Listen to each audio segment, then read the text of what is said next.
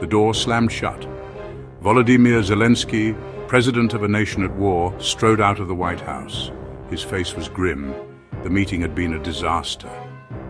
Donald Trump, back in the Oval Office after 4 years, had not held back.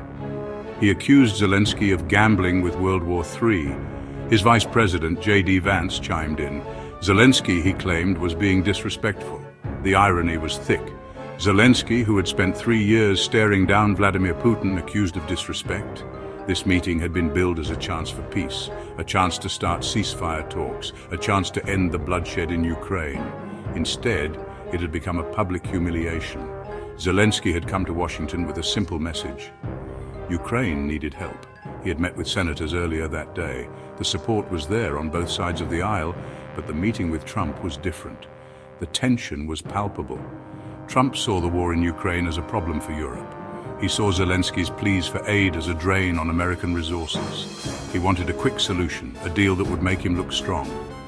Zelensky wanted something else entirely. He wanted peace, but not at any cost. He would not be bullied, not by Putin and certainly not by Donald Trump. Trump's words stung, gambling with World War III.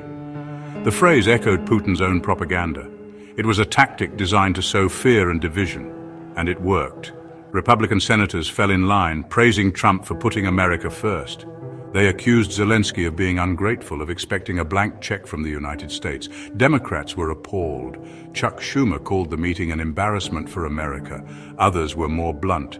They called Trump's behavior shameful, disgraceful, a betrayal of American values.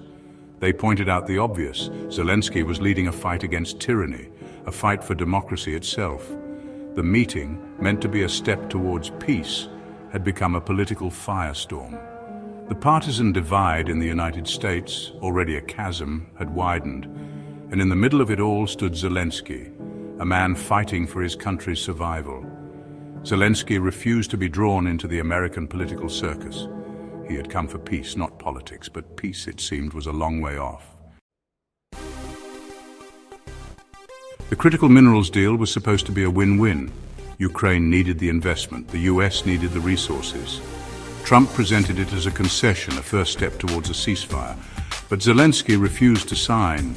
He would not be bought, not with empty promises, not while Russian bombs rained down on his cities. The unsigned deal became a symbol of the failed meeting, a symbol of the deep divisions in American politics, a symbol of the long and bloody road ahead for Ukraine. The war had dragged on for 3 years. Millions had fled their homes. Thousands had died, and still there was no end in sight. The international community was losing patience. The US, once a staunch ally, was wavering. Zelensky knew he was on his own. He had to fight for his country's future. He had to fight for the very soul of Ukraine. As Zelensky left the White House, the weight of the world seemed to rest on his shoulders. The meeting had been a failure. The war raged on. But Zelensky refused to give up hope. He had stared down Putin before. He would do it again.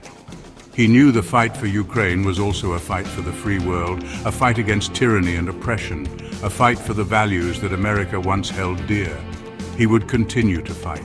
He would continue to hope. He would continue to believe that one day peace would come to his land.